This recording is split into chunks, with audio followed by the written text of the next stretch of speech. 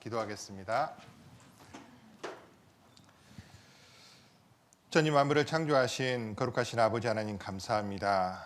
저희를 구원해 주시고 하나님의 자녀로 삼아 주셔서 이 땅에서 주를 섬기며 살아갈 수 있는 은혜 주심을 감사드립니다. 아버지 하나님, 오늘 이번 주간에 진행되고 있는 사무엘 학교 테마 특강을 위해서 함께 모였습니다. 여기에 모여있는 모든 우리 대학생 형제 자매님들에게 하나님께서 합당하고 귀한 말씀을 주시고 또 하나님의 뜻을 분별하며 시대의 징조를 분별할 수 있도록 하나님이 인도하셔서 한 영혼도 정말 하나님 앞에 이 시간을 헛되이 보내지 않고 세월을 아끼면서 복음을 전할 수 있도록 또 우리의 신앙이 더욱더 단단해져 갈 수 있도록 인도하시고 도와주시옵소서. 이제 시작합니다. 마치는 시간까지 오직 주 성령님께 의탁드립니다. 언제나 우리를 사랑해 주신 예수님의 이름으로 기도하였습니다. 아멘. 예. 자, 오늘 여기서 배우는 그 주제는 이스라엘과 이슬람이라고 하는 주제인데 가로 열고 마지막 전쟁이라고 해놨습니다. 국제 정세에 대해서 배울 겁니다. 그리고 최근에 이제 우리가 두 가지 사건이 크게 있었습니다. 우크라이나 전쟁과 그다음에 이스라엘 하마스 전쟁을 보면서 아마 어른들이 또 교회에서 마지막 시대 주님이 오실 때가 다 됐다 이런 이야기를 많이 들으셨을 거예요. 근데 그게 과연 왜 그런지를 말씀을 통해서 이해하는 시간을 가졌으면 좋겠습니다. 1시간 반 동안인데 제가 만든 이 그 화면이 120개가 넘어요. 그래서 굉장히 빠른 시간대로 넘기면서 하겠습니다. 자, 여기 보면 사진에 보이시죠?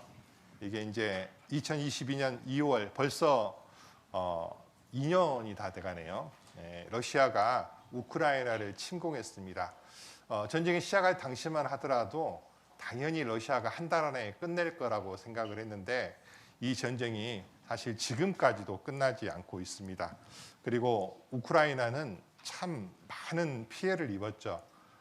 그런데 이 전쟁이 날 때 어떤 말씀들을 많이 했냐면 주님이 오실 때가 다 됐다라는 이야기들을 많이 했어요. 왜?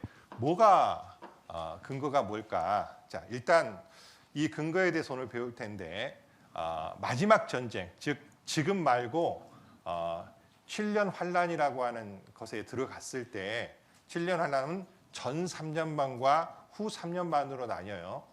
7년 중에 전 3년 반은 거짓 평화 시기예요. 그러니까 평화로운 시기입니다. 근데 거짓이에요. 사탄이 주는 거니까. 그리고 후 3년 반은 지상 지옥이에요. 근데 그 7년 환란 후 3년 반 도중에 러시아가 이스라엘을 침공한다고 성경에 예언이 되어 있어요. 에스겔 38장에. 에스겔 37장까지는 지금 우리 시대에 이루어졌는데 에스겔 38장부터는 아직 안 이루어졌거든요. 에스겔이라고 하는 성경은 BC 600년경, 지금부터 2600년 전에 예언된 하나님의 선지자의 말씀인데 그 말씀에 앞으로 러시아라는 나라가 이스라엘을 쳐들어올 것이다. 근데 유사 이래로 이스라엘과 러시아는 아직까지 전쟁한 적이 없어요. 그리고 지금도 사이가 과히 나쁘지 않아요. 서로 으르렁거리면 전쟁할 것 같은데 별로 사이가 나쁘지 않거든요. 근데 아무튼 그것이 예언되어 있어서 이게 과연 언제 이루어질까 했는데 최근에 우리가 아는 것처럼 2년 전에 우크라이나라는 나라에 이스라엘이 쳐들어왔어요. 러시아가 쳐들어왔어요. 그 전쟁을 보고 이 마지막 전쟁을 이루는, 그리고 그 전쟁이 발전이 돼서 나중에 아마겟돈 전쟁이라고 하는 인류가 멸망당하는 핵전쟁이 일어난다고 성경에 예언이 되어 있거든요. 아무튼 그 단초가 아닌가 하는 생각에서 주님 오실 날이 가깝다라고 말하는 거고, 이건 얼마 전이죠. 2023년 10월 달, 지금 2024년 1월 달이니까 불과 한 석 달 전인데 하마스, 즉 이스라엘의 가자 지구라고 하는 곳에 팔레스타인 땅에 가자 지구라고 하는 땅을 그것을 이제 점령을 하고 있는 정부입니다. 하마스라고 하는 무장 단체가 이스라엘을 갑자기 공격해 왔어요. 그래가지고 많은 사람들을 인질로 잡아서 지금도 전쟁을 치르고 있잖아요. 근데 이것도 아마 교회에서 주님 오실 날이 가까웠다 이런 이야기를 여러 번 들으셨을 겁니다. 왜 그러냐면 7년 안에 때 적그리스도가 나타난다고 성경에 예언되어 있어요. 적그리스도, 엔타이 크라이스트. 그러니까 예수님처럼 나오는데 마귀의 자식이에요. 그러니까 크라이스트는 크라이스트인데 엔티 크라이스트, 안티. 우리 보통 반대되는 걸 안티라 그러잖아요. 엔타이 크라이스트라고 하는데 적그리스도가 나타나는데 이 적그리스도가 어떨 때 나타난다고 성경에 얘기했냐면 중동이 엄청나게 혼란스러울 때, 전쟁의 소문이 아주 많을 때, 막 온 세계가 혼란스럽고 사람이 두려워 떨 때 그 문제를 비상하게 해결하는 사람으로 적그리스도로 나타난다고 성경에 돼 있어요. 근데 중동은요, 사실 이 하마스 전쟁이 일어나기 전까지 거의 한 30년 정도 항상 작게는 분쟁이 있었지만 큰 전쟁은 일어난 적이 없어요. 이스라엘이 독립한 이후로 큰 전쟁이 모두에서 4번 일어났거든요. 몇 번? 4번. 1차, 2차, 3차, 4차 중동전쟁이 일어났었는데 그 이후로는 거의 한 30년 정도 전쟁다운 전쟁이 없었어요. 근데 너무 위험하지만 어떤 힘의 균형을 이루면서 조용하고 있을 때 하마스가 이러다가 우리가 존재 자체가 없어지겠다. 왜냐하면 하마스를 지원하던 데가 사우디아라비아거든요. 좀 이따 배울 거예요. 수니파라고 하는 사우디아라비아. 여러분들 사우디아라비아 요즘 사람들 되게 좋아하는 사람 있죠. 돈 많은 사람. 빈살만이라고. 알아요? 아무튼 우리나라도 거기 사우디아라비아에 네옴시티 만든다고 막 여러분들이 졸업하면 거기 또 건설하러 갈 사람이 있을 수 있어요. 아무튼 여러분들 할아버지 세대에 사우디나 이란 같은 데 가서 중동 건설했던 사람들이 많아요. 리비아 같은 데 가서. 아무튼 이제 그 사우디가 이제 수니파거든요. 수니파. 그러니까 순하다고 해서 수니파입니다. 그렇게 외우세요. 수니파인데 수니파의 지원을 하마스가 갖고 있는데 사우디가 미국하고 관계를 개선하고 이스라엘과 관계를 개선하려고 하니까 이러다가 우리 팔레스타인 사람들이 전혀 존재가 없어졌겠다 싶어서 한마디로 돌을 던지기 위해서 전쟁을 일으킨 거예요. 그러니까 조용했던 중동이 갑자기 혼란스러워지기 시작을 했는데 문제는 여러분들 최근에 이런 소리를 들었을 겁니다. 저 전쟁은요, 이스라엘과 하마스가 전쟁을 하면 100% 누가 이길까요? 이스라엘이 이깁니다. 상대가 안 됩니다. 근데 가끔 이거 나오죠. 헤즈볼라도 동참할지 모른다. 이거 나오죠. 헤즈볼라 들어보셨어요? 안 들어본 사람 손 들어봐요. 안 들어봤어요? 이 하마스는 가자 지구에 있는 무장단체고 헤즈볼라는 레바논에 있는 무장단체인데 그 헤즈볼라는 시아파예요. 시아파. 그건 좀 이따 다시 설명해 드릴게요. 근데 그 뒤를 누가 대주고 있냐면 이란이 대주고 있어요. 아까 팔레스타인 여기 하마스는 누가 뒷배라고요? 사우디. 근데 사우디가 이스라엘과 관계를 개선하려고 하니까 전쟁을 일으켰는데, 그러니까 근데 이제 저쪽에 헤즈볼라가 왜 우리 형제들을 이렇게 하냐, 전쟁을 그걸 하냐, 그러니까 이제 우리도 참전하겠다. 그러면 그 헤즈볼라가 참전하면 사실은 이란과 전쟁하는 거거든요. 근데 그러면 중동전이 굉장히 커져요. 자, 아무튼 이 두 가지 전쟁을 통해서 마지막 시대의 예언을 이루어가는 쪽으로 가고 있다는 것을 오늘 배울 거예요. 중요한 건 뭐라고요? 마지막 전쟁. 자, 우리 이제 많이 배웠던 것들 빨리 봅시다. 시간 없으니까. 자, 보면 우리가 살고 있는 시대가 은혜 시대의 끝입니다. 자, 어느 날 주님께서 오셔요. 공중재림, 부활, 휴거. 주님께서 공중에 재림하실 때 구원받은 사람이 휴거가 됩니다. 우리는 아직 휴거가 안 됐죠. 자, 그런데 그때 이 땅은 전 3년 반, 후 3년 반으로 환란이 있습니다. 7년 환란이 있습니다. 7년 환란을 겪은 다음에 예수님께서 지상으로 재림하셔요. 공중에 재림하셔서 예수님께서 지상으로 재림하시고 이 땅은 천년왕국을 이루고 영원한 천국과 영원한 지옥으로 가는데 우리는 지금 어디 살고 있냐? 이 끝에 살고 있어요. 이 끝에. 여기. 이 끝에 살고 있으니까 과연 우리가 이렇게 끝에 살고 있다는 것을 어떻게 알 수 있느냐? 말씀을 통해서 우리는 알 수가 있는데 어느 정도 끝인지를 한번 보려고 해요. 물론 하나님이 생각하시는 그 시간 계산법과 우리가 생각하는 시간 계산법이 좀 틀려요. 뭐 말이냐? 하나님은 굉장히 길으셔요. 하나님한테 찰나가 우리한테는 몇십 년 막 이러거든요. 아무튼 그래서 막 진짜 내일 올지도 몰라. 그럼 우리 공부해야 돼? 막 이러거든요. 저는 청년 때 내가 장가는 갈 수 있을까 했거든요. 왜? 주님 오실 것 같아서. 근데 학교도 졸업하고 직장 생활도 하고 결혼도 하고 애도 낳고 우리 아들 애 낳았을 때 우리 애가 초등학교로 갈 수 있을까? 근데 30살이에요 지금. 그래서 어쨌든 주님이 생각하시는 시간과 우리 생각은 조금 다르더라. 어쨌든 그래도 가까운 것만 사실인데 어떻게 가까운지를 한번 말씀을 통해 보려고 합니다. 먼저 이게 이제 마태복음에 있는 말씀인데 무화과 나무의 비유를 배우라. 그 가지가 연하여지고 잎사귀를 내면 여름이 가까운 줄 아느니 이와 같이 너희도 이 모든 일을 보거든. 그 다음에 같이 읽어보겠습니다. 인자가 가까이 곧 문 앞에 이른 줄 알라. 잠깐만, 이렇게 안 돼. 인자가 말을 안 듣네.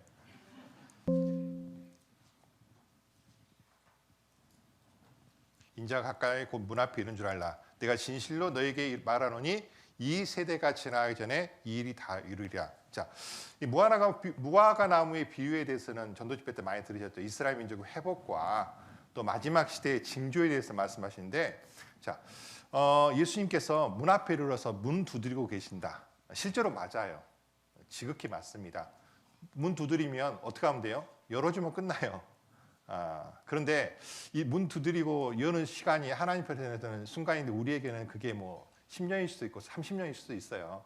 그래서 우리는 열심히 공부하고 때 되면 취직하고 때 되면 장가가고 때 되면 애 낳고 살아야 돼요. 그래서 주님 오셔요. 그래서 나는 공부할 필요도 없고 취직할 필요도 없다 그런 생각하지 말아요. 군대도 갔다 와야 되고 할 건 다 해야 됩니다. 남자들은 군대 가는 게 참 힘들죠. 자, 근데 왜냐하면 그러나 그날과 그때는 아무도 모르나니 하늘의 천사들도 아들도 모르고 오직 아버지만 아시니라. 주님께서 언제 오실지는 아무도 모른다. 몇 월 며칠 날 올지 몰라요. 하지만 우리한테는 징조를 주셨습니다. 자, 예수님한테 제자들이 물어봤습니다. 예수께서 감람산 위에 앉으셨을 때 제자들이 종용이 와서 가로되 우리에게 이르소서 어느 때에 이런 일이 있겠사오며 주의 임하심과 세상 끝에는 무슨 일이 있겠습니까? 주의 임하심과 세상 끝에는 무슨 일이 있습니까? 마태복음 24장인데 그 뒤에 예수님께서 말씀하셨습니다. 예수께서 대답하여 가라되 너희가 사람의 미혹을 받지 않도록 해라. 그리고 나서 6절에 보면 난리와 난리의 소문을 듣겠으나 너희는 삼가 두려워 말라. 이런 일이 있어야 돼. 뭐라고 됐습니까? 끝은 아직 아니니라. 자, 지금은요 이 난리와 난리의 소문이 있는 시기예요. 우리 지금 전쟁이 있다는 이야기를 계속 듣잖아요. 앞으로 좀 더 자주 들을 거예요. 이제 복음성가 중에 요즘 잘 안 부르는데 이런 찬송이 있어요. 세상은 평화 원하지만 전쟁의 소문도 늘어간다. 그런 찬송이 있거든요. 혹시 알아요? 전혀 모르죠? 아무튼 세상은 평화 원하지만 유튜브에서 검색하면 나옵니다. 전쟁의 소문이 늘어간다. 아무튼 근데 그건 끝은 아직 아니고 끝이 올 징조란 뜻입니다. 그래서 이렇게 이야기했습니다. 누가복음에 있는 말씀인데 내가 또 이르시되 민족이 나라가 나라를 대적하여 일어날 것이다. 주님 오시기 전에 민족이 민족을 나라가 나라를 대적하여 일어날 것이고 첫째 기근 지진 온역 전염병이 있을 것이다. 우리 지진 난다는 얘기 많이 듣죠. 그리고 기상이변 때문에 홍수 나고 기근 나고 얼마 전에 미국이 막 영하 30 몇 도 막 내려가고 이것도 다 기상이변이에요. 금년에 우리 여름이 얼마나 더울까? 이런 것도 기상이변이거든요. 그러면 홍수가 나는 곳이 있으면 반드시 기근이 있는 곳이 있습니다. 또 온역, 전염병, 우리 지금 마스크 별로 안 쓰고 있네. 우리 불과 2, 3년 전만 해도 다 못 쓰고 있었어요? 마스크 쓰고 있었죠. 온역 때문에, 전염병 때문에.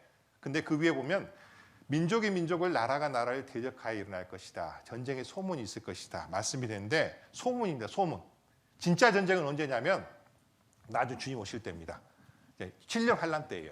자, 그런데 여기 보면 이제 전체적인 아웃라인을 먼저 말씀드릴게요. 이스라엘을 중심으로 해가지고 자, 이스라엘 중심으로 해서 마지막 전쟁의 그 주변을 감싸고 있는 것이 일단은 크게 공산 사회주의 진영과 이슬람 진영이에요.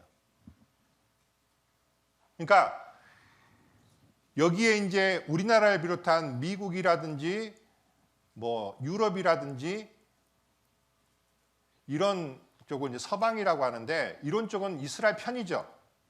그렇죠? 우리나 미국이나 유럽은 이스라엘 편입니다.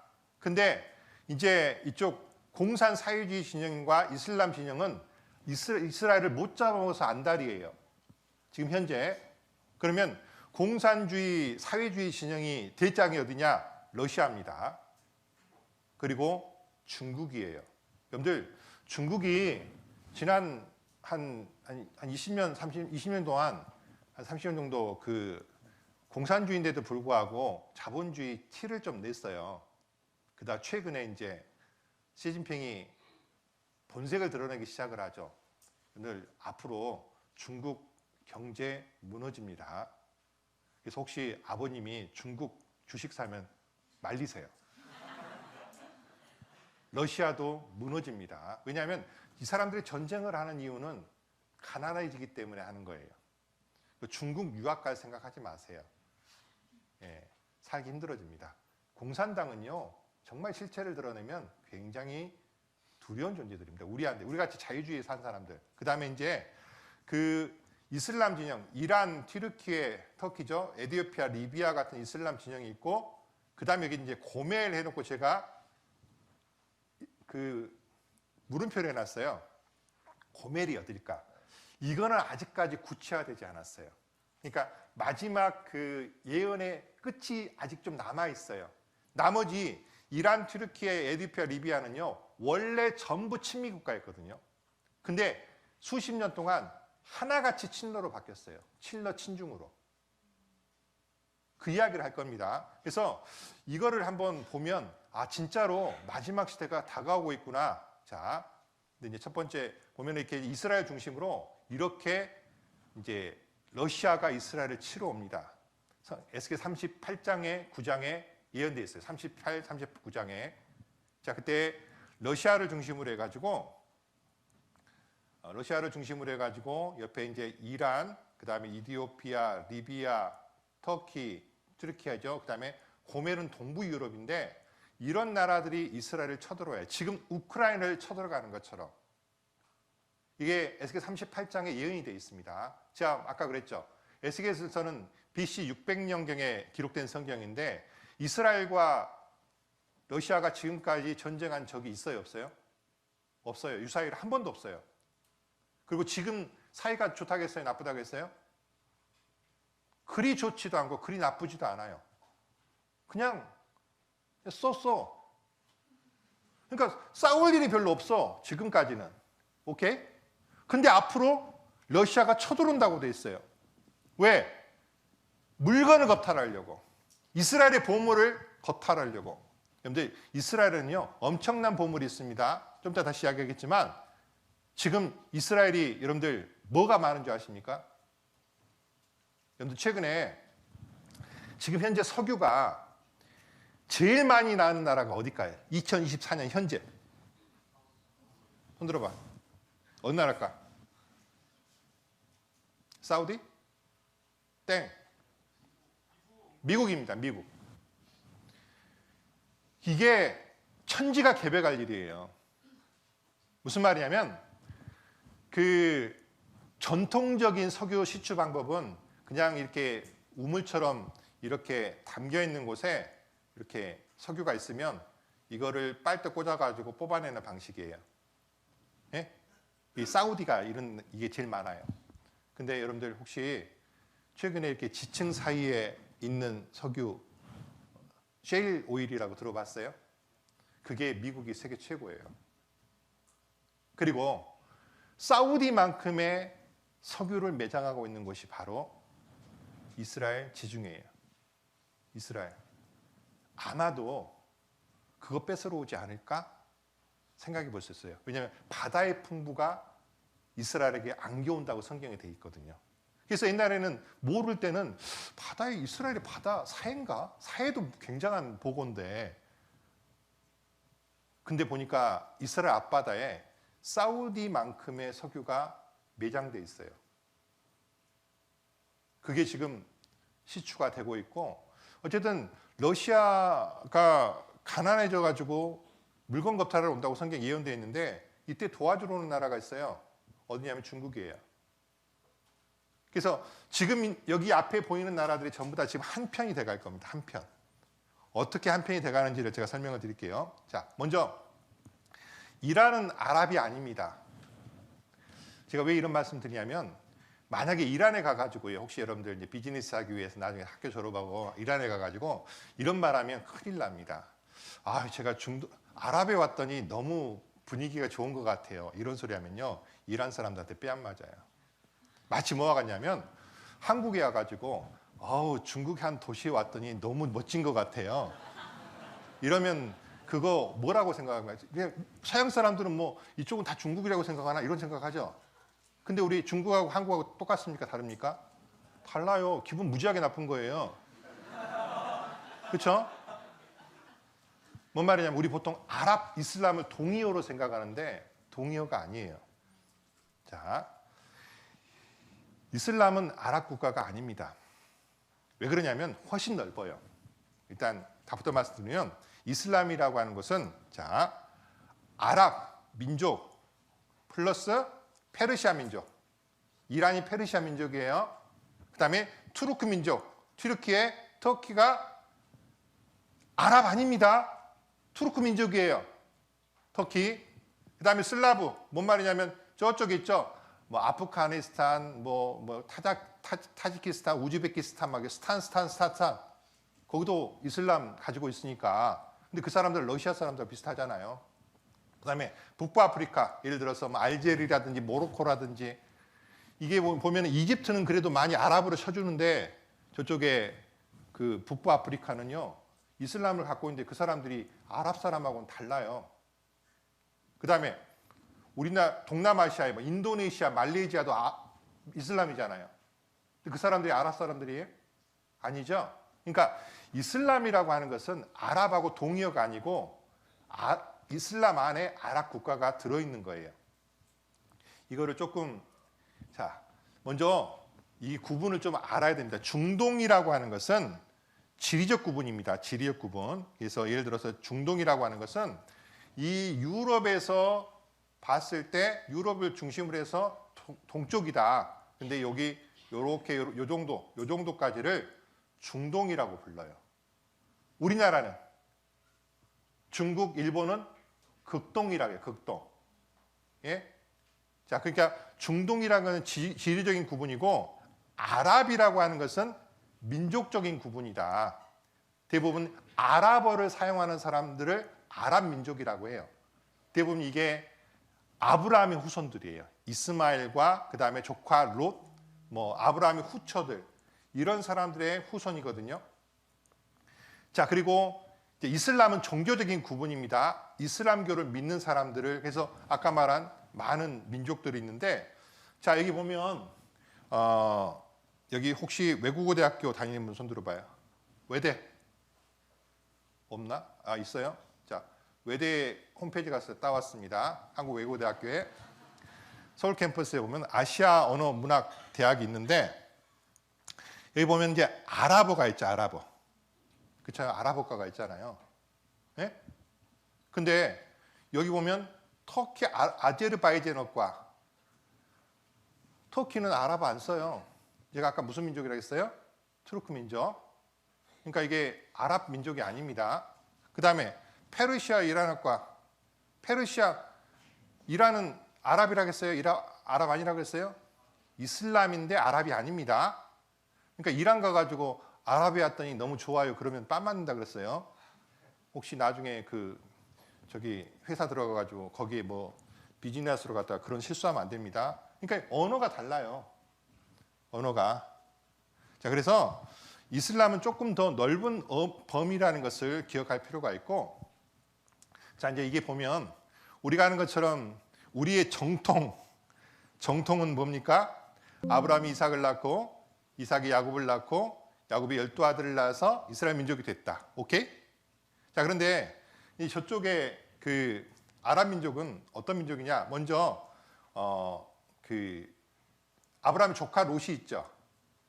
롯이 모압과 암몬 조상입니다. 모압과 암몬 조상이 어디냐면 현재 요르단 지역이에요. 그 요르단의 수도가 암만이야, 암만.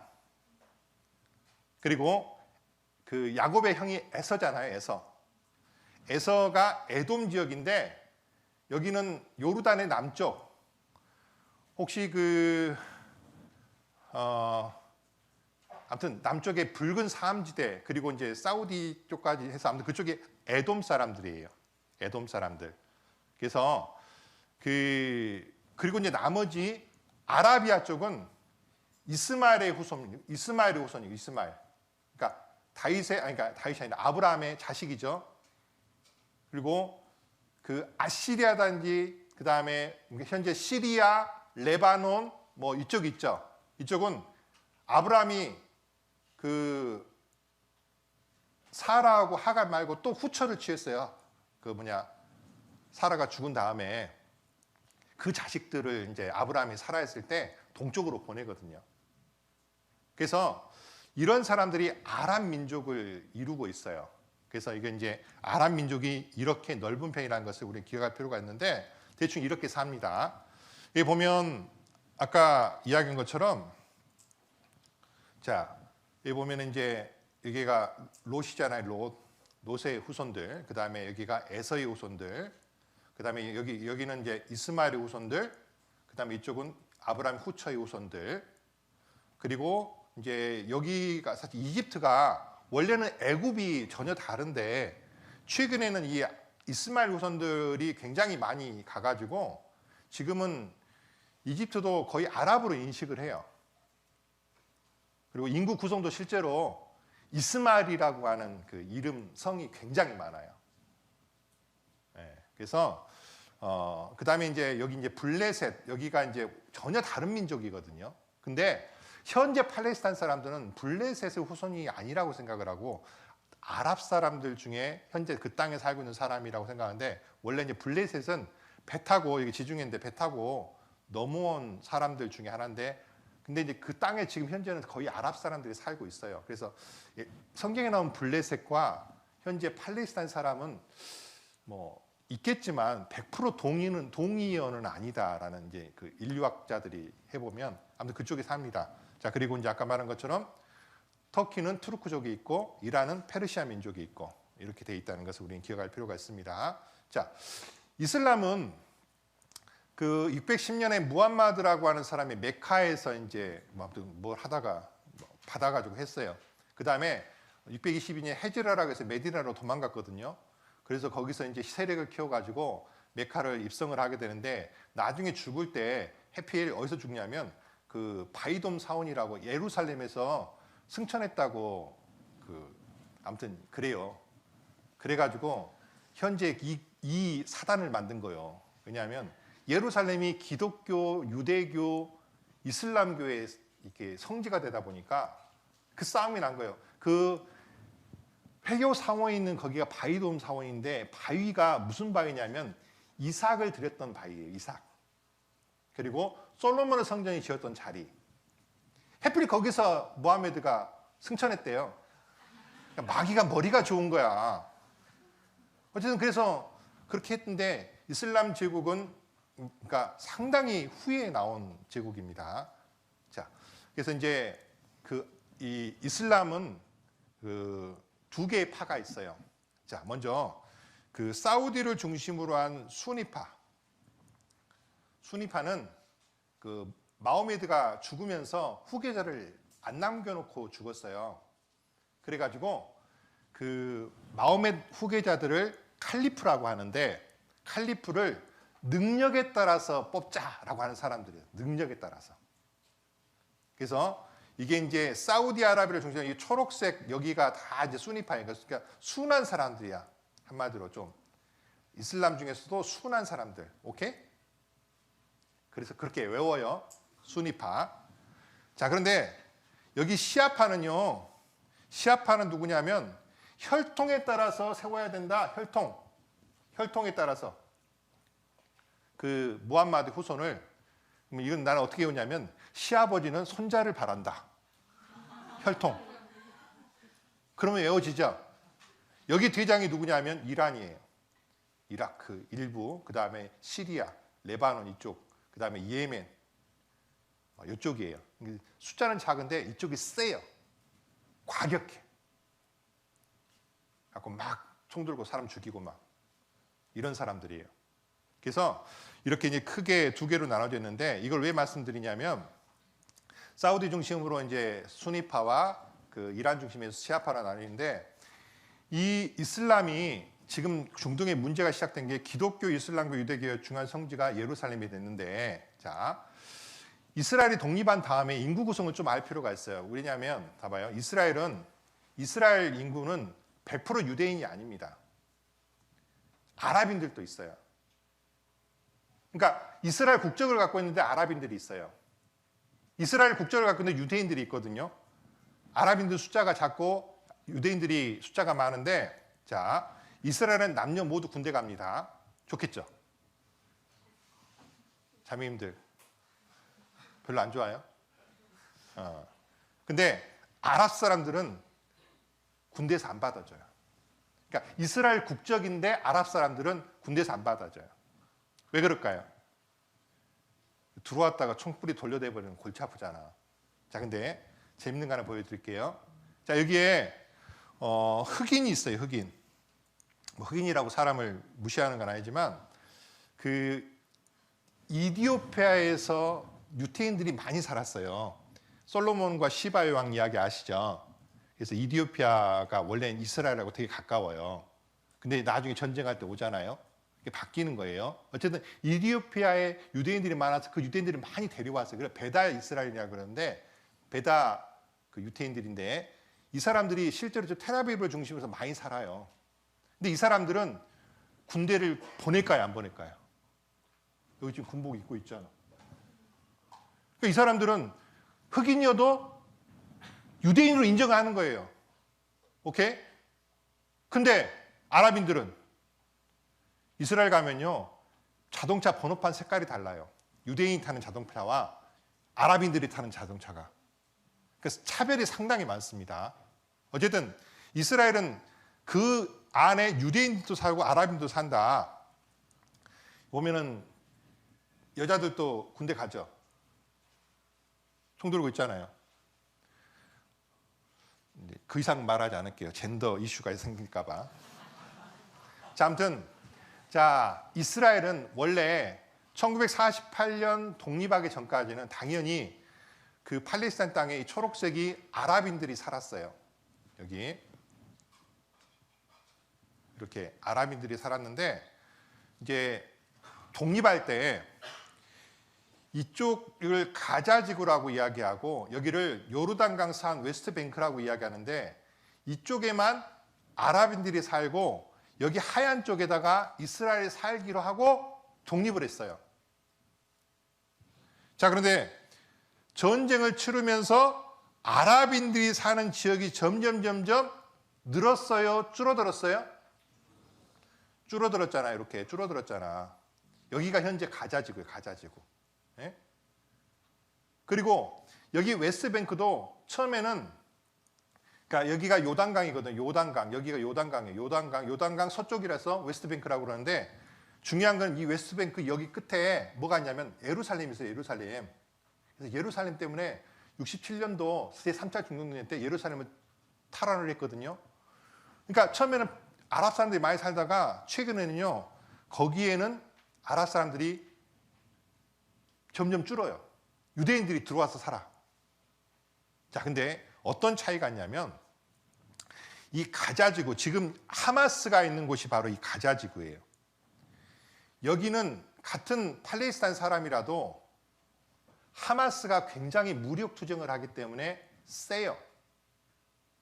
대신에 여기 웨스트뱅크에 사는 사람들은 아까 뭐라 그랬어요?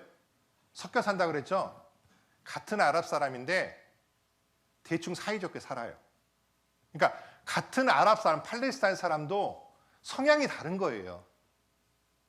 가자는 거기 자치정부의 정권을 잡고 있는 게 하마스고, 그래서 이번에 전쟁을 일으킨 거고, 같은 팔레스타인 사람이라도 웨스트뱅크에 사는 사람들은 유대인들과 그냥 이웃집으로 살아야 되니까 좀 이렇게 잘 사는 거예요. 예를 들어서 여리고 팔레스타인 사람들이 사는 곳이거든요. 저희 여행 갈 때 마음대로 갈 수 있어요. 베들레헴, 거기도 팔레스타인 사람들이 사는 곳이에요, 지금은. 그래서 가요. 그리고 헤브론이라는 곳이 있어요. 헤브론. 헤브론에 가면 아브라함의 사라의 무덤이 있거든요. 그 사라가 죽었을 때 아브라함이 돈을 주고 막벨라 굴을 사잖아요, 성경에 보면. 그리고 거기에 이제 아브라함이 있는데, 여러분들 그 헤브론에 있는 아브라함의 무덤은요, 유대인들도 가서 섬기고 아랍인들도 가서 섬겨요. 이유가 뭘까요? 둘 다 조상이요. 유대인들은 아브라함의 아들 중에 이삭의 후손들이고, 아랍인들은 아브라함의 아들 중에 누구의 후손? 이스마엘의 후손이고, 그러니까 둘 다 할아버지요. 이해가 돼요? 그러니까 헤브론에서는 막 섞여 있어요. 다만 한 가지 아주 제가 갔을 때 2008년도에 갔는데 이게 있습니다. 아랍인들이 다니잖아요. 보면 딱 대충 알아요, 외모가. 근데 이스라엘 군인이 총을 딱 들이대요. 손들어. 그러면 어떻게 되는지 아세요? 자, 이렇게 해야 돼요. 왜?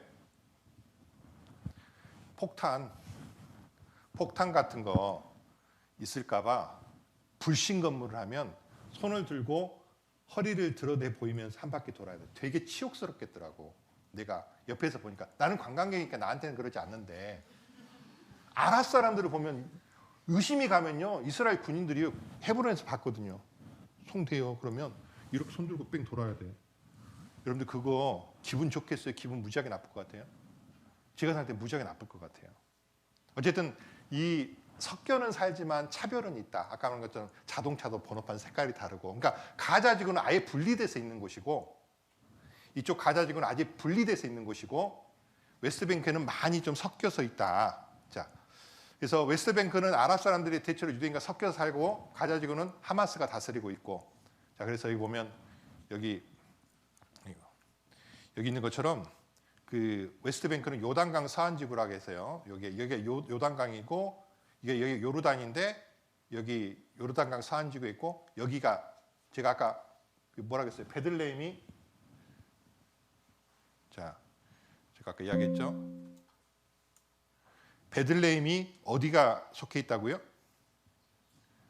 이게 팔레스타인 사람들이 사는 곳에 베들레헴이 있고, 예루살렘이 여기 딱 걸려 있어가지고 예루살렘이요 아주 절묘하게 돼 있어요. 그래서 맨날 싸우는 거예요. 그리고 가자지구는 아까 말한 것처럼 누가 있다?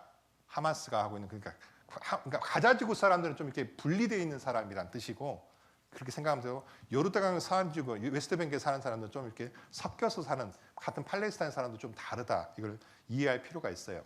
그래서 이 예루살렘은요, 유대교와 그 다음에 기독교와 이슬람교의 똑같은 성지예요. 그러니까 싸움의 단초가 되는데, 기독교와 이슬람교와 유대교가 세 종교가 공존한다. 왜 아까 말한 것처럼 이 황금돔 사원, 옛날 솔로몬 성전에 있던 그 자리에 하필 무함마드가 여기서 계시를 받고 승천했대. 그러니까 마귀가요, 마귀 참 머리 좋아요. 하필 거기에.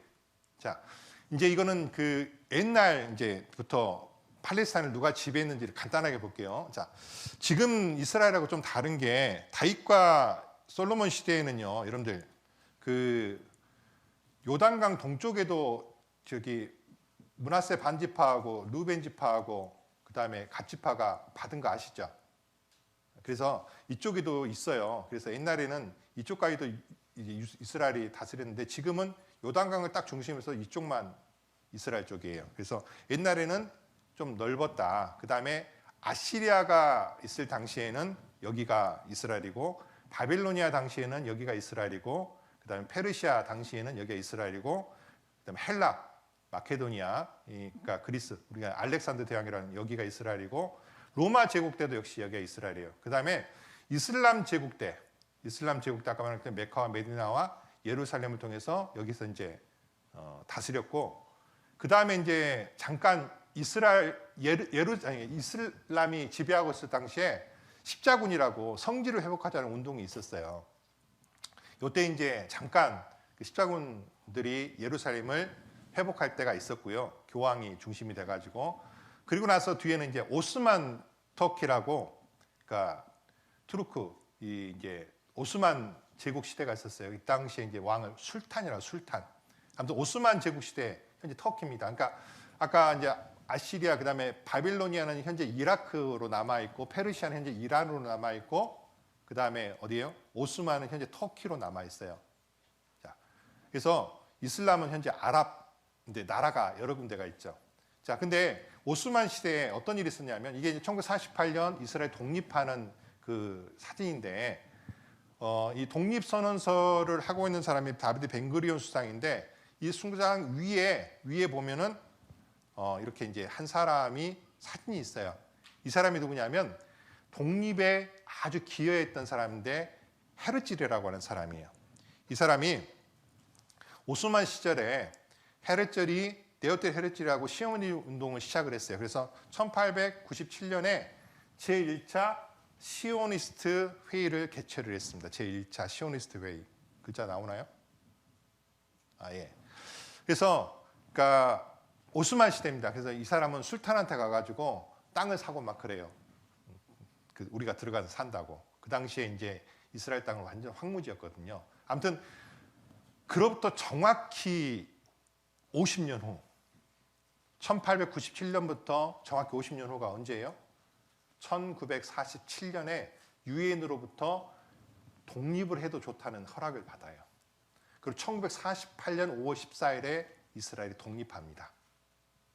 그리고 그들이 만든 게 우리가 들어봤을 거예요. 시온 의정서라고 들어봤어요? 그 시온 의정서에 보면 50년 안에 우리가 나라를 만들고 그로부터 100년 안에 우리가 세계를 지배하겠다고 그래요. 그 100년이 지금 거의 찼어요.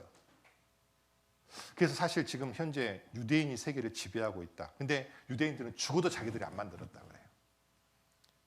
요즘은 그 전도집회 때 그런 이야기 자주 안 하는데 아무튼 그 운동이 지금도 150년 전부터 시작이 돼서 이스라엘이 독립을 합니다. 자, 근데 이스라엘 독립할 때 이제 그 중요한 게 있습니다. 아프리카를 영국과 프랑스가 이게 이제 프랑스거든요. 프랑스가 거의 양분을 했어요. 그러니까 현재 아프리카에 가 보면 영어 쓰는 나라도 많이 있는데 프랑스어 쓰는 사람들이 상당히 많아요. 아프리카 가본 사람. 불어 썼어요? 영어 썼어요? 불어 많이 쓰죠. 이유가 뭐냐면 프랑스가 많이 지배를 했고, 그러니까 영국이 지배한 데는 영어 쓰고 한마디로 프랑스가 지배한 데는 불어를 쓰는데 이 영국하고 프랑스가 장난을 많이 쳤어요. 1차 대전 때. 아무튼 영국을 그 당시에 이집트를 영국이 지배를 하고 있었는데 중요한 것은 이때 1차 대전을 이제 누가 일으켰냐면 독일이 일으켰어요. 독일과 이탈리아가 그러니까 독일은요. 세계 1차 대전도 일으키고 2차 대전도 일으켰어요. 근데 이때 프랑스가 누구냐면 오스만 투르크가 여기를 지원했어요. 자, 그러니까 이제 영국과 프랑스를 중심으로 한 그 당시에는 미국이 없었습니다. 1차 대전 당시에는 영국과 프랑스를 중심으로 한 서방과 독일, 이탈리아, 오스만 이쪽이 이제 같은 편이었거든요. 그때 영국의 그 계속 약속음을 남발했어요. 뭔 말이냐면 유태인한테도 전쟁에서 이기게 도와주면 이스라엘에서 독립하게 우리가 해줄게. 아랍한테도 오스만 투르크가 아랍 제국을 지배를 하고 있으니까 아까 민족이 다르다 그랬죠. 투르크는 투르크 민족이잖아요. 근데 아랍은 지금 막 유목민족이라 흩어져 있는데 아랍 국가들한테도 그 사람들한테도 우리를 많이 도와주면 나라 세우게 해줄게. 이런 약속을 남발을 합니다. 사실은 그렇게 했기 때문에 이스라엘이 독립하게 되는데 그런데 이스라엘의 건국은 1917년으로 자, 이게 이제 벨포어 선언이 굉장히 중요한데 이게 이제 우리 3.1 운동이 언제 있었어요? 1919년. 벨포어 선언이 1917년에 있었습니다. 그러니까 어떤 민족이든지 간에 거기에 이제 나라를 만들어도 된다라고 벨포가 이야기하니까 윌슨이란 사람이 민족 자결주의를 외쳐요. 사실은 그건 누구를 위한 거냐면 유태인을 위한 거였거든요. 근데 이제 그 이야기를 우리 선조들이 듣고 맞다. 민족 스스로 해야 된다 해갖고 일으킨 만세운동이 1919년 3월 1일 김인현 3월 1일 정오 김인현 3월 1일 정오 터지자 물밀 같은 대한독립만세 이게 3.1 운동이에요. 그러니까 사실은 그 민족 자결주의는 우리 게 아니고 유태인 거였거든요. 근데 왜 그러냐면 아까 유태인이 이기게 도와줬잖아요.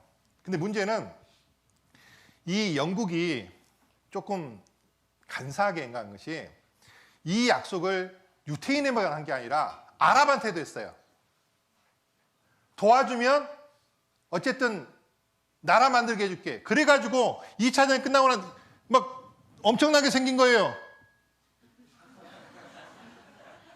그러니까 아랍이 지금 한 민족인데도 국가가 열은 이유는 그 이유예요. 그냥 막 띄어서 줬어요. 막 뭐 상관없어. 그냥 넌 잘라듯이 잘라가지고 주고 그랬어요.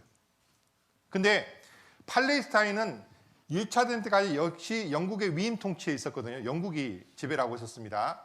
자, 그런데 2차 대전이 끝난 다음에 1948년 5월 14일 날 이스라엘이 독립했어요.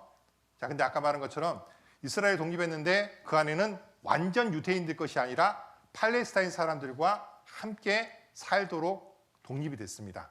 아랍 구역에 있고 유대인 구역이 있는 거예요. 자, 그런데 전쟁이 바로 터졌습니다. 전쟁이 무려 4번에 걸쳐 터졌습니다. 제1차 중동전쟁 48년, 2차 중동전쟁 56년, 3차 중동전쟁 67년, 그 다음에 4차 중동전쟁 1973년. 자, 73년 이후로 지금까지 하마스 전쟁이 일어나기 전까지 전쟁다운 전쟁이 없었어요. 제가 몇십 년 동안 그래도 안정됐다 그랬죠. 자, 여기가 왜 안정됐냐면 여기가 전쟁 나면 온 세계가 난리가 나요. 이유가 뭐냐면 최근 한 몇 년 전까지만 해도 전 세계 석유가 제일 많이 나는 곳이 어디예요? 중동이잖아요. 그러니까 이제 여러분들은 알지 못하지만 어르신들은 압니다. 석유파동이라고. 여기 전쟁만 나면 석유값이 천정부지로 뛰어요. 그러면 우리 전기세부터 시작해서 물가가 엄청 올라요. 그래서 온 세계 사람들이 못 살겠다 그러거든요. 그러니까 이 사람들한테 싹싹 피는 거 제발 전쟁만 하지 마. 제발 전쟁만 하지 마. 제발 전쟁만 하지 마. 왜? 석유값 오르니까. 그렇게 하고 몇십 년이 유지가 됐던 거예요. 그 사이에 사우디가 이제 한마디로 중심이 돼가지고 오펙이란 걸 만들어가지고 석유값을 좌지우지했어요. 거기에 러시아도 석유 팔고 석유가스 팔고 했는데 자, 한 가지 질문입니다. 하마스 전쟁이 일어났는데 왜 석유값 안 오를까요? 세계가 바뀌었어요. 지금 석유를 어디가 제일 많이 생산한다고요? 미국이요. 그래서 석유값이 안 오르는 거예요. 자, 아무튼 이렇게 해서 이제 전쟁이 일어나서 점점 팔레스타인 사람은 줄어들고 이스라엘 사람들이 유대인들이 이제 넓어지는 곳이 됐는데 자, 이번에 이제 하마스가 공격을 시작해서 그 몇십 년의 평화를 깨트린 겁니다.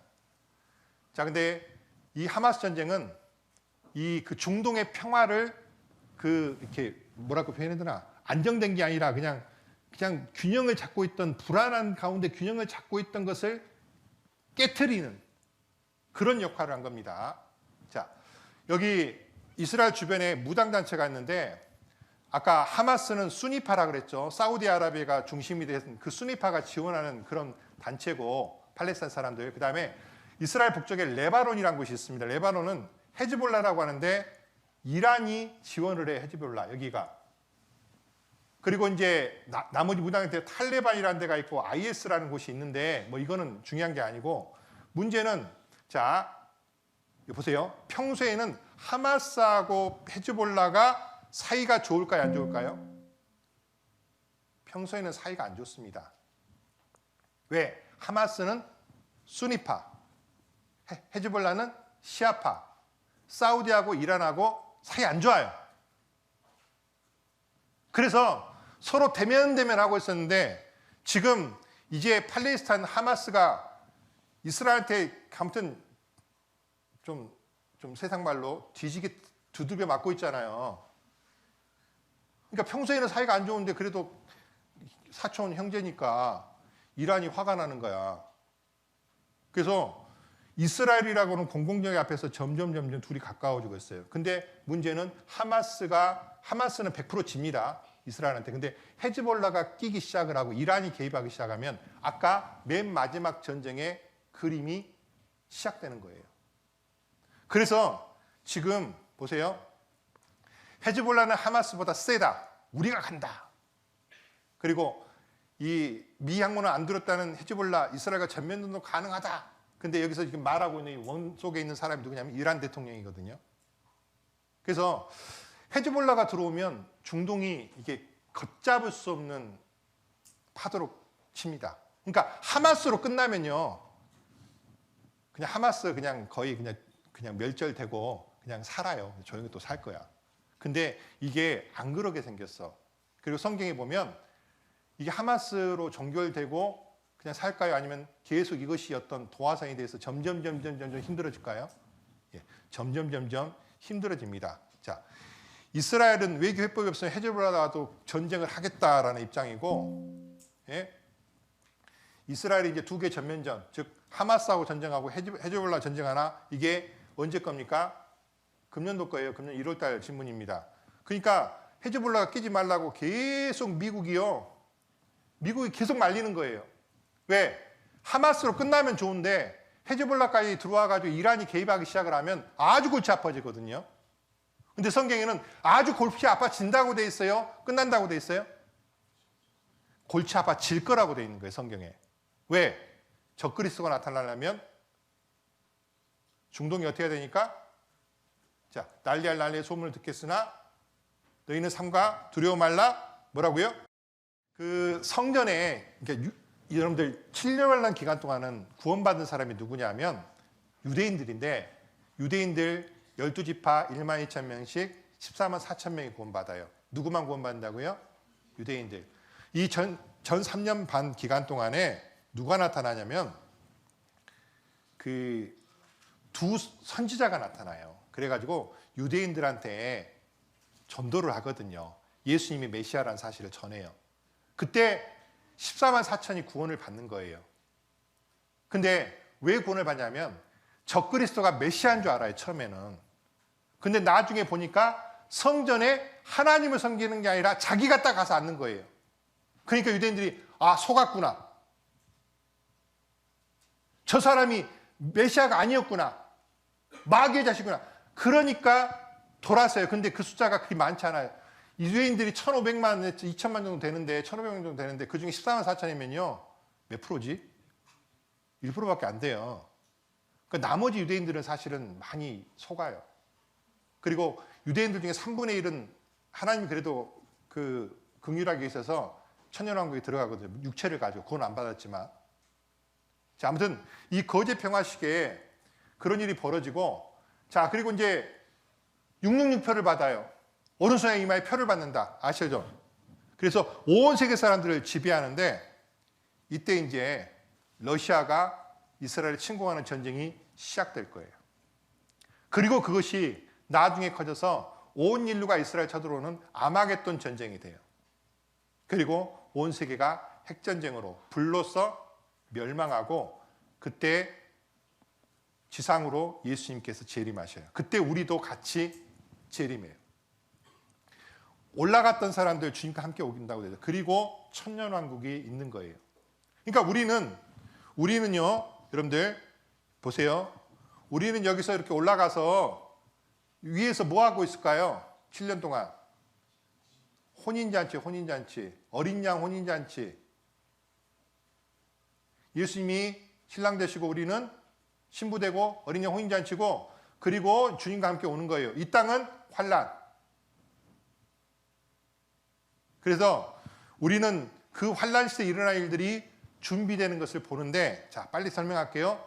중동 문제를 해결할 적그리스도가 등장하는데, 자, 먼저 에스겔 38장에 보면 여러 나라를 말년에 내가 명령을 받고 그 땅 곧 오래 황무했던 이스라엘 산에 이르리니, 황무했는데 그 땅 백성은 자, 칼에서 벗어나서 열국에서부터 모여 들어오며 이방에서부터 나와서 다 뭐라고요? 평안히 거하는 중이라. 여러분들 지금 이스라엘은 평안히 거합니까? 불안하게 거합니까? 지금 전쟁 중이에요. 여러분들 이스라엘 지금 여행 갈 수 있을까요? 없을까요? 유해교부에서 그쪽 가면요, 문자 와요. 여행 제한구역이라고. 우리 목사님들 가고 싶은데 못 가요, 지금. 아직 평화 없어요. 실제로 축제 벌이고 있는 하마스가 와서 몇백 명을 붙잡아 갔잖아요. 죽이고. 그런 곳에 무슨 평화가 있어요, 지금. 평화가 없습니다. 근데 이런 날이 온다는 거예요.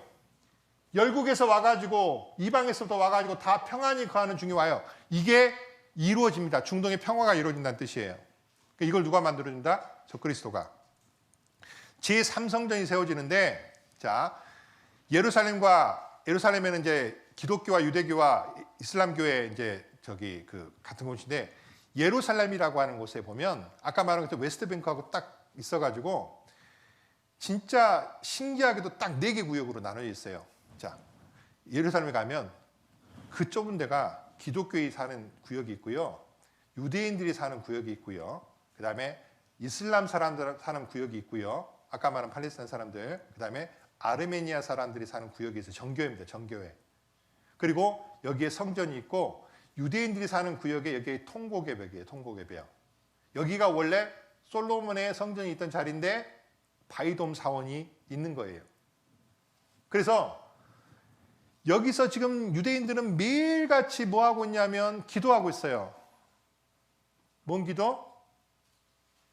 성전 짓게 해달라고. 왜?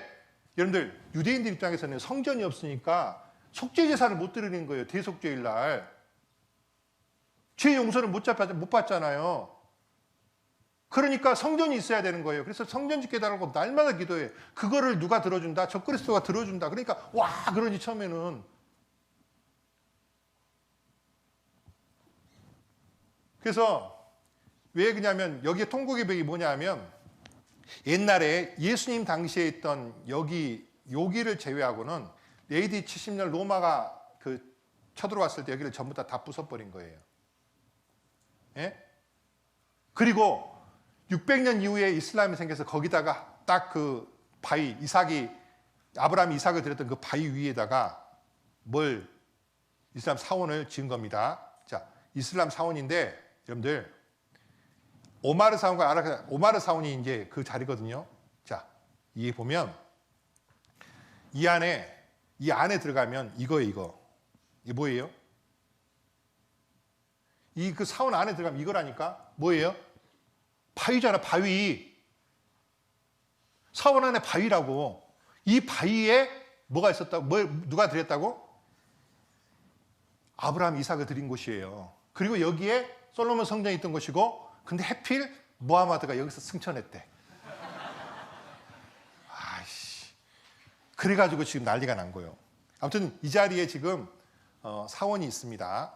자, 그런데 성전에 보면 제3성전이 세워진다고 되어 있는데, 자, 다니엘서 9장에 이렇게 되어 있습니다. 장차 많은 사람이 더불어 한 일해 동안 한 일에, 이게 뭐냐면 7년입니다. 이게 7년. 이거 7년이고, 그가 7년 중간에 뭐라고 되어 있습니까? 제사 일의 절반에, 7년 절반에 제사와 예물을 금지할 것이다. 왜? 자기가 하나님이니까 제사 드릴 필요 없다 그러는 거예요. 그러니까 유대인들은 성전 지어지니까 제사 드리려고 막 하고 제사 드리고 좋았는데 갑자기 금지하고 자기를 하나님이라고 합니다. 그리고 미운 물건이 날개를 의지했을 것이다. 우상입니다. 우상이 뭔지는 좀 이따 보여드릴게요. 어쨌든 여기 보면 정리하면 적그리스도가 사람들과 7년간 기한부 중동 평화를 체결함으로써 중동 평화를 이루어 세계 평화를 이루는 구세주의 모습으로 온 세상에 등장한다는 것이다. 과연 중동 평화가 올까? 적그리스도는 그 일을 해낼까? 에스겔 38장에 다음과 같이 예언되어 있다. 자, 아까 말한 것처럼 평화가 온다. 자, 그런데 지금은요, 보십시오. 이게 데살로니가 전서에 있는 말씀인데, 자, 이렇게 되어 있습니다. 여러분들. 저는 대적하는 자라. 누굽니까? 적그리스도입니다. 적그리스도는 대적하는 자라. 범사에 일컫는 하나님이나 숭배함을 받은 자 위에 뛰어나 자존하여 하나님의 어디에 앉아서? 성전에 앉아서 자기를 보여 뭐라고요? 하나님. 적그리스도가 내가 하나님이다 그런다는 거예요. 어디에 앉아서? 성전. 근데 지금 성전이 있어요, 없어요? 없잖아요. 그러니까 앞으로 지어질 거예요. 언제? 7년 전 3년 만에. 근데 이게 지금 우리에게 안 되는 이유가 우리가 지금 봐봐요. 적그리스도가 나타나면 7년 안은 시작이잖아요. 지금은 나타나기 전이잖아요. 천사가 지금 막고 있어요. 불법의 비밀이 이미 활동했지만 지금은 막는 자가 있어서 그 중에 옮길 때까지 하리라. 마귀가 지금 일하고 있는데 천사가 막고 있어요. 언제까지? 옮길 때까지. 뭘 옮길 때까지? 구원받은 사람이 들림받을 때까지. 한마디로 전쟁 때 포탄 때리기 전에 특공대 보내가지고 누구를 탈출시켜요? 아군들을 탈출시키잖아. 그쵸? 여러분들 고려 거란 전쟁 봤어요? 양규 장군이 3만 명을 구출하잖아요. 안 보나? 우리 편은 무조건 구출해야 돼. 그리고 이제 막 두들겨 패야죠. 그러니까 옮길 때까지. 그래서 그때 이제 옮긴 다음에 누가 나타난다? 뭐라고 돼 있어요? 불법한 자가 나타내리니 적그리스도입니다. 예수께서 그 입의 기운으로 저를 죽이죠 강림하여 나타내시면 피하리라. 마지막 지상진인 때 다 멸하는 거예요. 자, 데살로니가 전서에 있는 말씀입니다. 자, 그때 적그리스도가 우리 이건 많이 들었죠? 큰 자나 작은 자나 큰 자나 부자나 빈곤한 자나 오른손에 이마에 표를 받게 하고 매매를 못한 666이다. 자, 이 말씀이 있는 요한계시록 위에 보면 이렇게 되어 있습니다.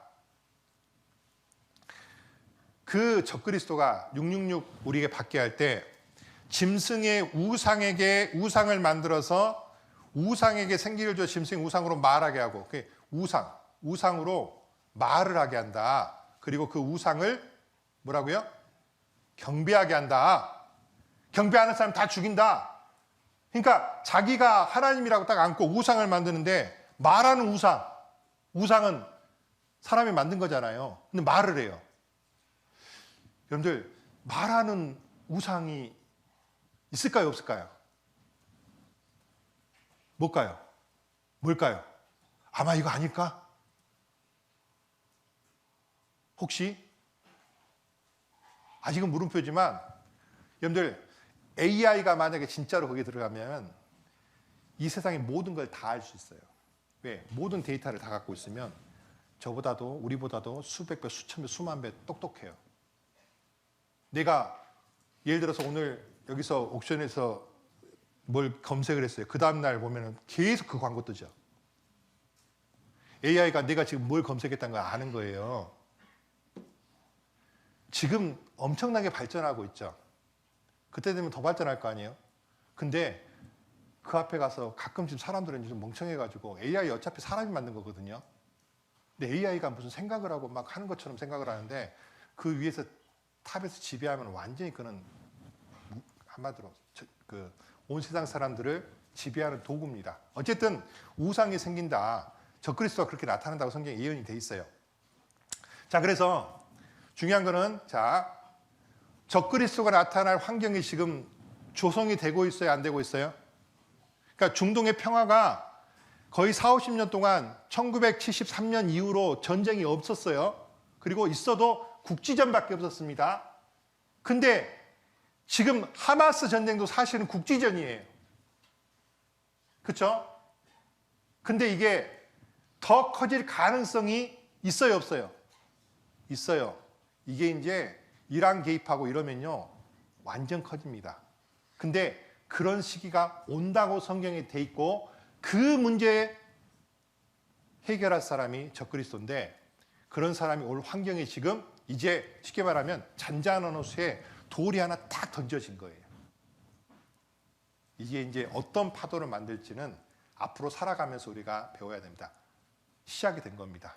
두 번째, 우크라이나 전쟁은 마지막 전쟁의 예고편이다. 이제 후 3년 만에 러시아가 이스라엘에 쳐들어온 전쟁이 있다고 그랬죠. 그게 이제 마지막 전쟁인데 이거의 예고편이다. 자, 러시아 이스라엘 침공. 자, 먼저 전쟁의 동맹국을 보면 일단 여기 앞에 시간이 없으니까 로스와 메섹과 두바랑 여기는 러시아를 가리켜요. 하나님께서 너를 갈고리로 깨가지고 오게 만들다. 한마디로 오기 싫은데 갈고리 깨가지고 오게 만들어요. 이유가 뭐냐면 러시아가 굉장히 가난해질 겁니다. 여러분들 러시아는 지금까지 뭐 먹고 살았을까요? 러시아는요. 여러분들 쓰는 물건 중에 러시아산이 있어요?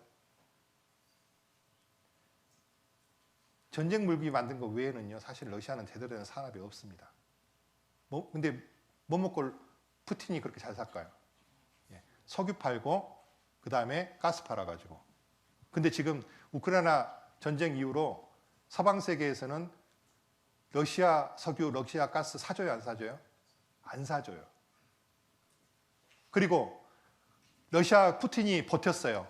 겨울에 또 우리가 이게 석유나 그 가스를 이제 생산을 안 하면 서방에서 미국에서 우리나라 같은 데서 이제 견디다 못하고 이제 결국에는 우리한테 손 벌릴 거다. 근데 놀랍게도 미국에서 석유가 가스가 많이 생산돼 가지고 전혀 영향이 없어요.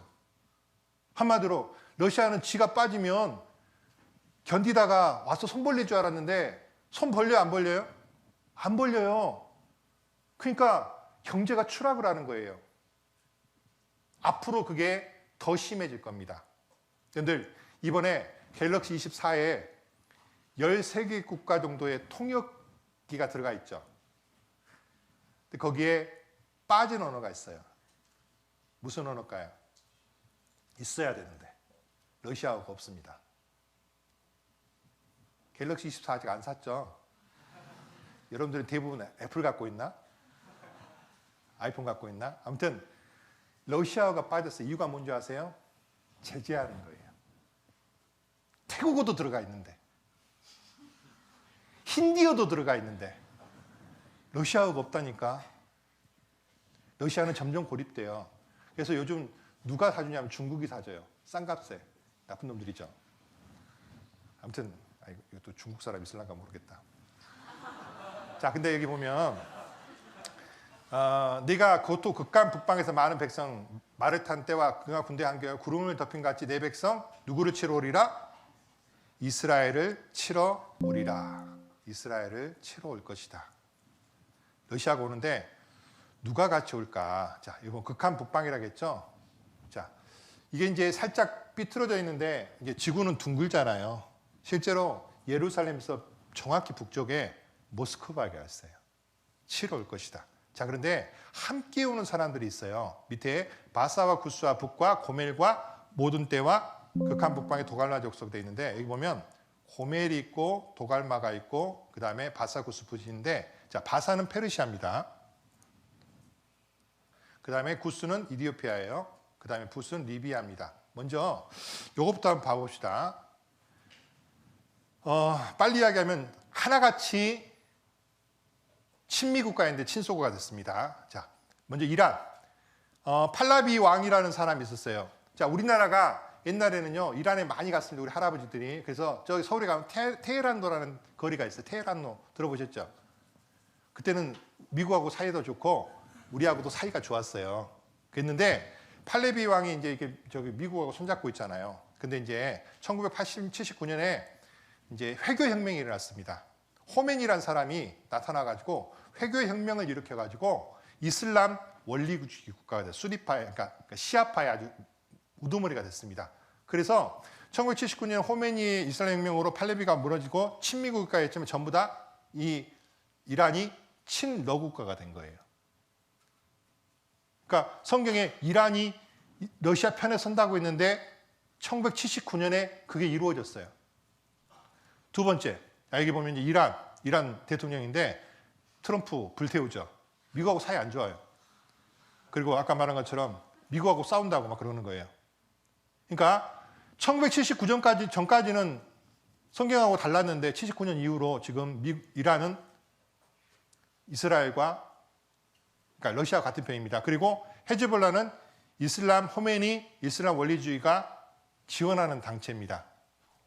자, 그리고 이디오피아는요, 여러분들 이게 이제 그 옛날에 아마도 이디오피아라는 나라가 지금은 되게 가난하고 아프리카 국가라서 되게 무시를 하는데 원래 고대 세계에서 굉장히 대단한 국가였습니다. 왜 그러냐면 이디오피아의 여왕이 솔로몬 만나러 가잖아요. 우리 아는 것처럼 시바 여왕이 솔로몬 만나러 가가지고 그 아이를 임신해갖고 오잖아요. 그리고 그 살라시 황제가 그 여왕의 후손이 1970년대 중반까지 살아 있었어요. 그리고 이디오피아가 우리나라 한국전쟁 때 6.25 전쟁 때 우리나라를 도와준 나라였습니다. 자, 왜 그러면 여기가 아프리카인데 그러냐? 여기 보면 여기가 초록색이죠. 다른 데는 누런데 초록색이잖아요. 왜 그러냐면 여기가 이디오피아는 일단 그 나일강의 상류에 있어요. 나일강 상류. 나일강의 상류에 있고 고원지대여 가지고 아프리카지만 살기가 괜찮은 기온이 이해가 돼요? 산이 높으면 온도가 낮아지잖아요. 그래서 여기가 보는 것처럼 이렇게 그 초록색의 아주 살기 좋은 곳이었고 에티오피아는 고대부터 큰 왕국이었고 솔로몬 왕의 시아방에 찾아왔었고 왕정이 있을 때까지는 친미 친서방 국가였는데 1950년 전쟁 때 대한민국에 군대를 파견해 줬습니다. 1977년에 쿠데타로 친러 사회주의 국가가 됐고 사회주의 국가는 무조건 가난해져요. 공산당은 무조건 가난해집니다. 그게 법칙이에요. 경제적으로 굉장히 낙후된 국가가 됐는데 이디오피아 우리한테는 지금 커피밖에 기억이 안 나요. 이게 커피 브랜드입니다. 전부. 고원지대니까 그래서 예가체프 저도 있거든요. 에티오피아 예가체프 이게 이제 그 지명인데 거의 커피 브랜드가 되어 있습니다. 자, 그런데 여기가 어디냐면 춘천에서 오신 분 손 들어봐요. 공지천에 가면 이거 있어요. 이디오피아 한국전쟁 참전 기념관. 우리 자매랑 공지천에 보트 타러 가서 연애를 하다가 저기를 갔었어요. 그거 가르쳐주면 안 되는데. 아무튼 여기에 이제 서 있는 사람이 살라시 황제라고, 그러니까 쿠데타 전에 황제입니다. 1977년 전입니다. 박정희 대통령이 우리나라에 왔었어요. 그래가지고 이 사람이 자기는 솔로몬의 후예라고 엄청 뻐겼어요. 솔로몬이 지혜로운 사람이잖아요. 그러니까 이때까지 있었던 거. 근데 여기가 이제 무너지고 사회주의 국가가 되면서 아주 친러 국가가 됐어요. 자, 그 다음에 리비아 역시 까다피란 사람이 1969년 전까지는 친미 국가였다가 까다피가 쿠데타를 일으킨 다음부터 반미 국가가 됐어요. 그러니까 친러시아 국가가 됐어요. 그러니까 신기하게도 여기 나라들이 하나같이 어떻게 된 겁니까? 다 친미였다가 친러시아 국가가 됐죠. 그 다음에 이제 여기 두 개가 남았는데 터키하고 고멜인데, 자, 터키는요, 터키에 가면 굉장히 중요한 사람이 있습니다. 무스타파 케말 파샤 아타투르크라고 하는 사람인데, 이 터키의 국부라고 하는 사람인데요. 이 사람은 터키가 그 오스만 투르크에서 이제 2차 대전 때 땅을 많이 뺏기고 할때 이제 어떻게 하기로 했냐면 케말 파샤는 터키의 세속 이슬람주의를 채택했습니다. 이게 굉장히 중요한 말입니다, 여러분들. 세속 이슬람주의. 자, 왜냐하면 경제적 번영을 위해서. 그래서 미국과 유럽 쪽에 붙는 정책을 펼칩니다. 그래서 터키는요, 다른 그 이슬람 국가들과 다르게 굉장히 자유스러웠어요. 그리고 1950년 우리나라 정부제 때 우리나라 군대 파견에서 도와줬어요. 그리고 터키는 EU에 가입하려고 무지하게 애를 썼습니다. 그리고 축구도요, 유럽 챔피언스 리그 나가요. 근데 다 아시아거든요. 근데 유럽은 여기 유럽이에요, 여기. 여기 있다고, 지들 유럽에 속했다고 했거든요. 그래서 왜 그러냐면 케말 파샤가 이슬람으로 우리가 원리주로 가서는 가난해질 수밖에 없다.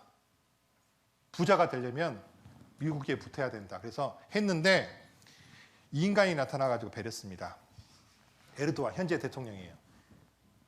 예, 이 사람이 에르도안이 집권 후에 터키를 이슬람주의로 어떻게 했습니까?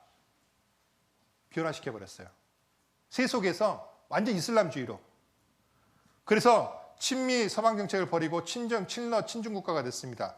그래서 현재 터키는 아주 경제적으로 어렵습니다. 자, 에르도안 2015년 16년 신문입니다.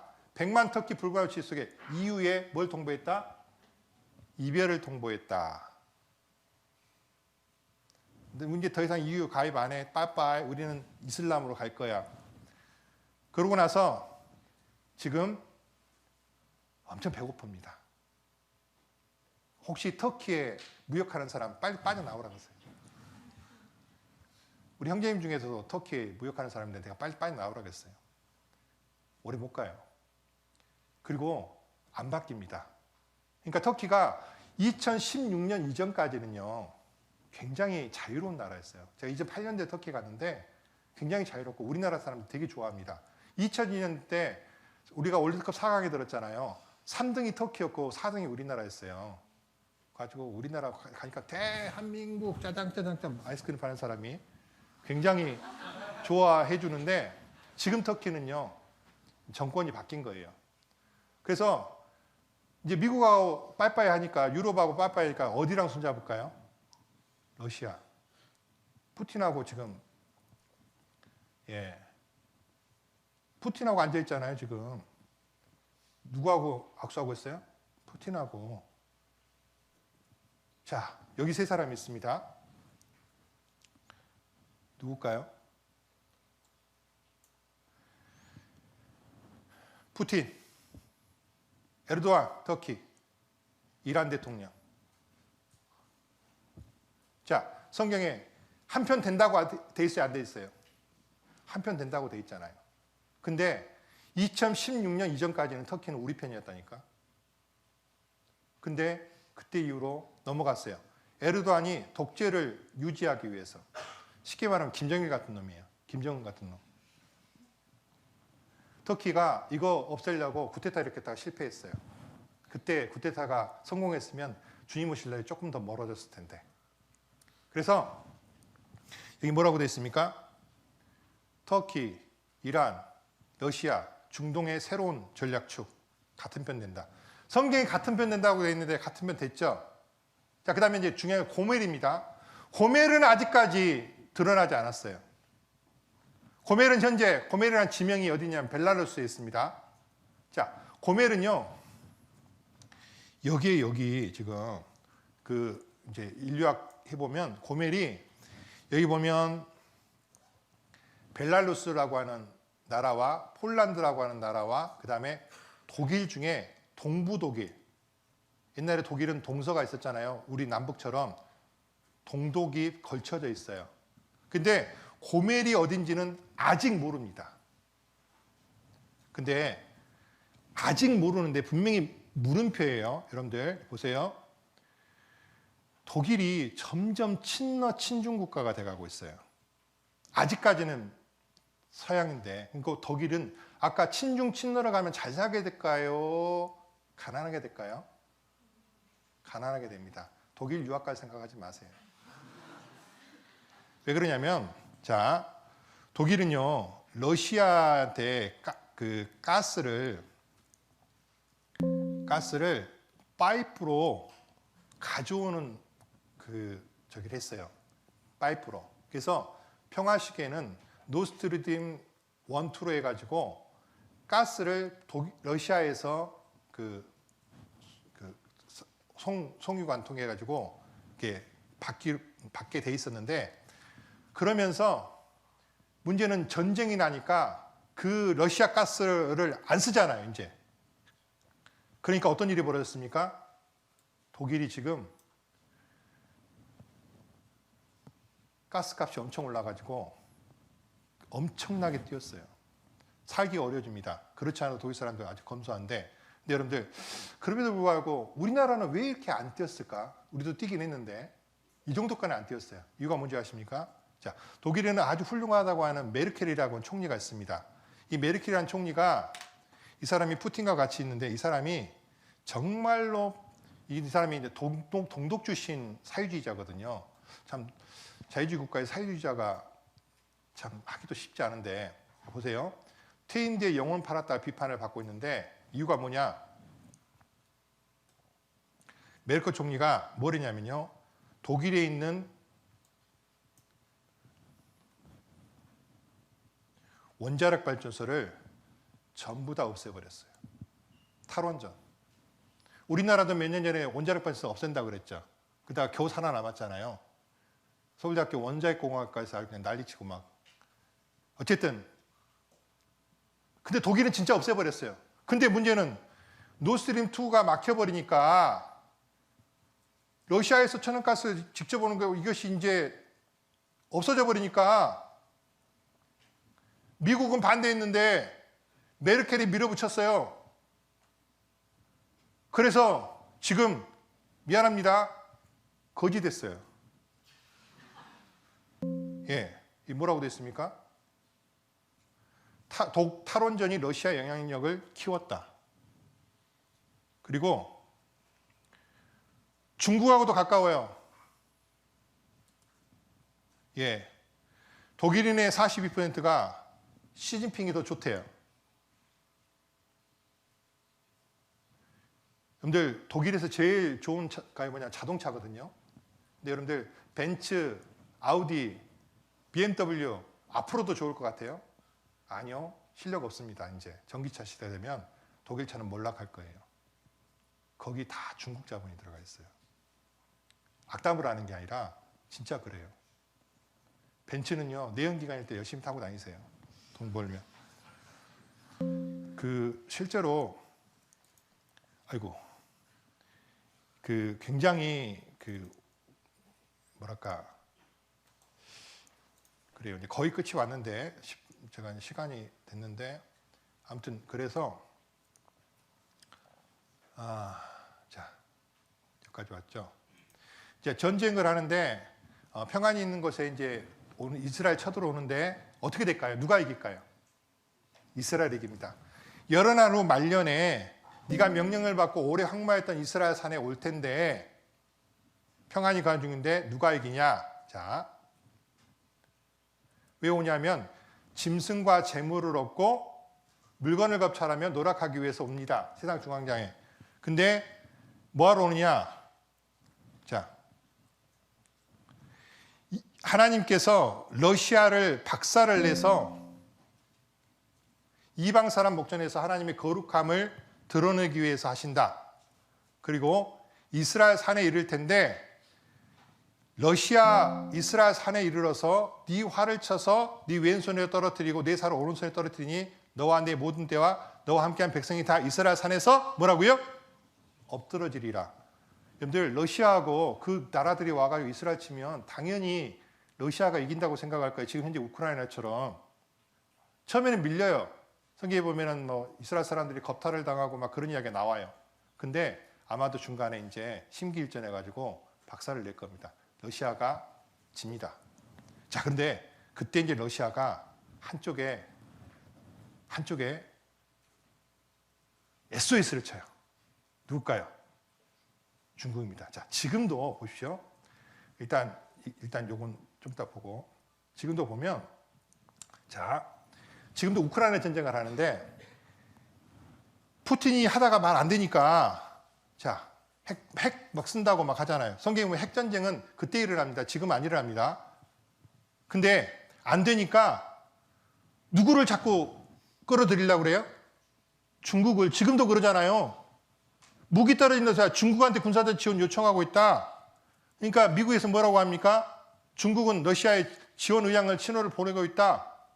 미국은 중국한테 러시아 도와주면 대가 치른다. 막 그러면 지금 싸우고 있는 거예요. 아마도 우크라이나 전쟁은 그렇게 안 될 거예요. 핵도 안 쓸 거고 중국이 대놓고 지원도 못 할 겁니다. 하지만 앞으로 전쟁에서는 성경에 누가 들어온다고 돼 있어요? 중국이 들어온다고 돼 있어요. 자, 여기 보면 마병대 수는 2만만이 2억이 오는데 동방에서 오는 사람들인데요. 자, 보면은 왕들의 길이 예비되리라. 아마겟돈 전쟁입니다. 자, 근데 이때 그러니까 중국이 들어올 것이고, 자, 그건 이제 마지막으로 이것만 봅시다. 지금 현재 일인데요. 며칠 전에 신문입니다. 며칠 전에 신문이 보세요. 2024년 1월 29일입니다. 그리고 이거는 2024년 1월 27일 신문이에요. 오늘이 2월 2일이죠. 며칠 전이죠. 자, 지금 세계가 어느 편을 누가 누구 편인지를 이제 보여주려고 하는 거예요. 자, 지금 현재 하마스 이스라엘 전쟁 나니까 저기 예멘에 있는 시아파 예멘에 있는 후티 반군들이 그 미국이라든지 이스라엘 선박을 막 공격을 해요. 근데 여기서 공격 안 당하는 유일한 나라가 있어요. 유일한 나라. 그 후티 반군들이 공격을 안 해요. 누구 안 할까요? 예, 이걸 가지고 누가 누구 편인지 아는 거예요. 자, 제가 그랬죠. 공산당하고 공산주의 국가하고 이슬람은 같은 편이라 그랬죠. 봅시다. 예멘의 친이란 반군 세력 후티가 홍해에서 민간 선박들을 마구잡이로 공격하고 있는 가운데 이를 마케팅에 이용하는 나라가 있습니다. 바로 중국인데요. 중국 해운사들은 중국 선박은 안전하다며 적극적으로 영업하고 있습니다. 25일 영국의 파이낸셜 타임즈는 기회주의적인 중국 해운사들이 홍해 운항을 위해 선박을 재배치하고 있다고 보도했습니다. 후티 반군은 이스라엘과 하마스 전쟁에 대해 하마스 지지를 표명하며 지난해 11월부터 홍해를 지나는 선박에 미사일과 드론 공격을 감행하고 있습니다. 이들은 당초 이스라엘 관련 선박만 공격하겠다고 했지만 점차 무차별적으로 공격해 이스라엘과 관련 없는 선박들도 피해를 입고 있는 상황입니다. 이런 가운데 지난 19일 후티 반군 고위 관리인 모하메드 알부카이티는 러시아 매체 이즈베스티아와의 인터뷰에서 러시아와 중국 등의 선박은 홍해에서 안전한 통행이 허용될 것이라고 밝혔습니다. 중국 해운사들은 이 기회를 놓치지 않았습니다. 홍해에서 중국 선박은 안전하다며 적극적으로 홍보에 나선과 동시에 홍해 운항을 위해 선박을 집중 배치 중입니다. 칭다오에 본사를 둔 씨 레전드는 자사 선박이 중국 국기를 눈에 띄게 휘날리고 중국 해군의 호의를 받으며 홍해 위험 지역을 항해하고 있다며 홍보하고 있습니다. 씨 레전드는 이전엔 알려지지 않은 작은 여기까지만 볼게요. 지금 홍해 있잖아요. 거기가 그 수에즈 운하를 지나가는 곳인데 수많은 선박들이 왔다 갔다 하는데 이제 이스라엘이 하마스하고 전쟁한다고 같은 편이라고 후티 반군들이 예멘의 후티 반군들이 그 선박들을 무차별적으로 공격을 하고 있는 거예요. 우리나라도 공격을 받아요. 미국은 말할 것도 없고 처음에는 이스라엘만 공격한다고 했는데 막 미국도 공격하고 그러니까 우리도 호위함들이 지나가면서 지키고 그러는데 왜냐하면 거기가 수에즈 운하를 통과하지 않으면 아프리카를 전체를 뺑 돌아가야 돼요. 수에즈를 통화를 해야 되는데 홍해를 통해가지고 근데 어느 나라는 안전하게 간다고요? 중국하고 러시아. 그러니까 중국 해운사가 광고한다고요. 우리는 안전하니까 우리한테 물동만 맡겨. 얄밉죠. 근데 이게 지금 현재 일어나고 있는 일이에요. 그러면 현재 자 누구 얄미우라고 한 얘기가 아니고 자 봅시다. 이게 이제 마지막 전쟁 때 이렇게 될 건데 지금 여기 있는 그 나라들이 어때요? 다 지금 한편 돼가고 있잖아. 이렇게 한 편이고 여기도 이렇게 이쪽으로 붙었고, 예? 여기도 아직 아닌데 나중에 붙을 예정이고 성경대로 한다면. 그리고 이게 이제 우리 시대에 이것들이 징조가 일어나고 있어요? 안 일어나고 있어요? 일어나고 있어요. 그러니까 지금 현재 일어나고 있는 일 두 가지가 뭐였습니까?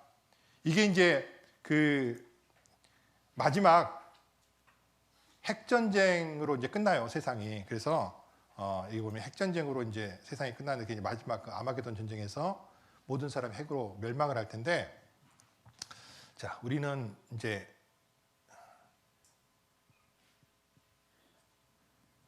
지금 딱 어디 살고 있습니까? 여기 살고 있는 거예요, 여기 딱 살고 있는 거예요. 그래서 아까 현재 이스라엘과 하마스 전쟁은 중동의 평화가 깨지는 것의 시작이고, 우크라이나, 러시아를 침공한 것은 마지막 전쟁의 어떤 예고편 비슷한 거예요. 그리고 그때 동맹이 되는 나라들이 하나같이 뭐 아까 뭐 저기 이디오피아 같은 건 77년, 그 다음에 이란은 79년, 그 다음에 어디예요? 리비아는 67년, 그 다음 69년인가 기고, 그 다음에 터키는 2016년, 그리고 아까 고멜은 아직은 아니에요.